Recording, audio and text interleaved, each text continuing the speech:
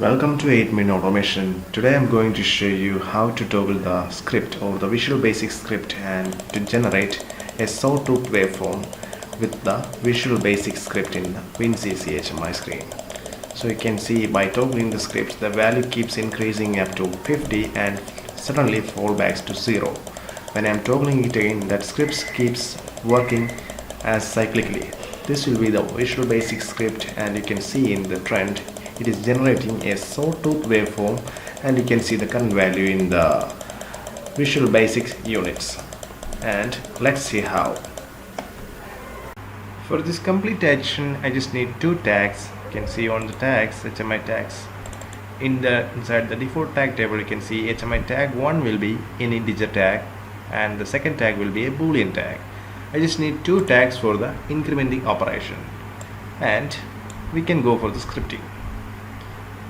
We can do the open the scripts, and inside the VB script I am going to add a new Visual Basic function and deleting all these steps to proc or configure my own script. I just want to define my own temporary variables. For defining my own temporary variable, I just want to type dim space t1, that will be a first temporary variable, and again dim space t2, the second temporary variable. Now I'm just going to connect these two temporary variables with my HMI tags that I have created previously. So t1 space equal to, and press the Ctrl J. By pressing the Ctrl J you can select this tag. The tag 1 will be the first integer tag, and I just selected and connected these tags with my temporary variable 1, and t2 in connecting with the Ctrl J can select the boolean tag, that will be HMI tag 2. So these two tags has been connected, and we can go for the real scripting, that will be for or the if then statements I am using. By selecting the if then statement you can see if and the condition, then the statement. If the condition is satisfied or true, the statements will be executed, and the first condition I am going to enter is if, or if the t1, if the incrementing tag will be greater than, if the t1 tag will be greater than 49. If it is exceeding the higher deadband limit, that should be, the t2 should be on. T2 should be on. That is my first thing, and end if will be automatic.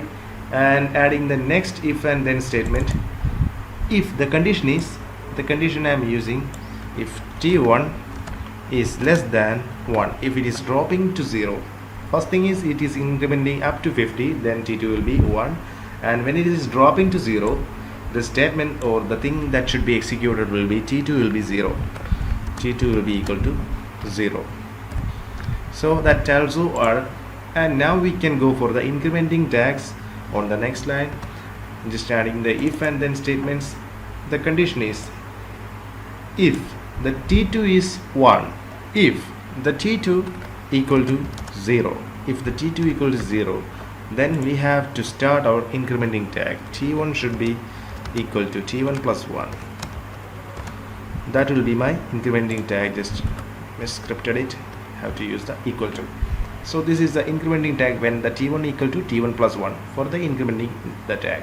In the condition if t2 equal to 0, the t2 will be 0 when it is dropping to 0, and or it is up to 49. And the next if condition for the falling back to 0, and the next if condition I am using, if the tag is t2 equal to 1, if the t2 equal to 1, then we should decrement or fall back the tag t1. T1 should be equal to 0.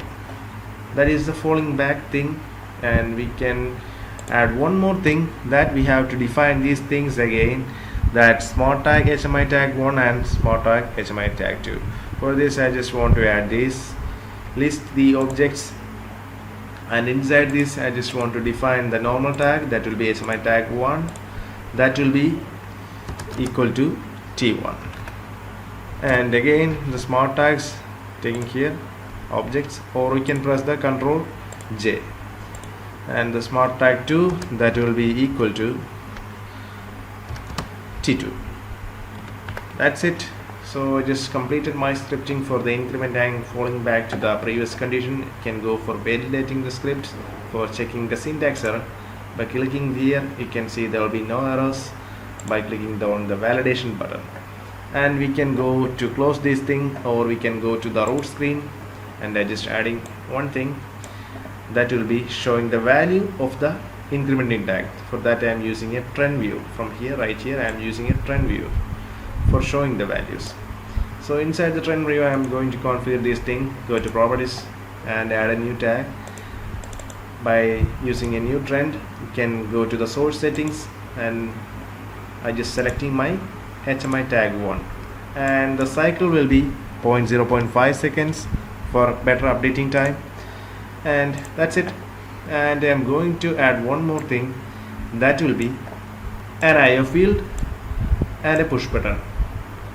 So two things, that will be INC I can name, or the increment I can name, any name you can give, that's totally upon you. And go for the properties of this thing, and I can go to the properties of the button and go for the events. Inside the events, I have to select this thing. On clicking what, or clicking this button, push button, what happen? I just by pressing the click and adding new function. I just want to add a new function that will be on the last VB function 1. That will be my VB function that should be happening while I am pressing the INC button. And the next thing is the IO field.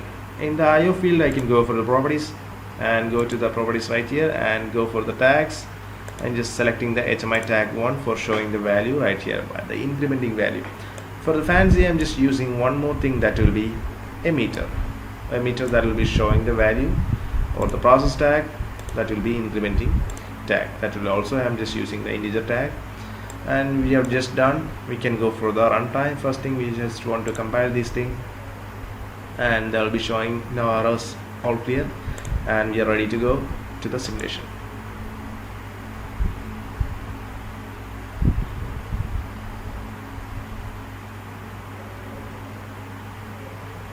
And you can see the trend will be showing right here. When I am pressing the increment button, you can see that it will be incrementing one by one, and while pressing up to 50, that will be falling back to 0, you can see. So by doing this, we can create these kinds of a sawtooth waveforms that we have shown or displayed during the first time. This will be the Visual Basic scripting basic for everyone. So hope everyone can try this by your own scripting and your own configuration, and hope you enjoyed this video. Thanks, and if you have any doubts, you can comment below, and thank you.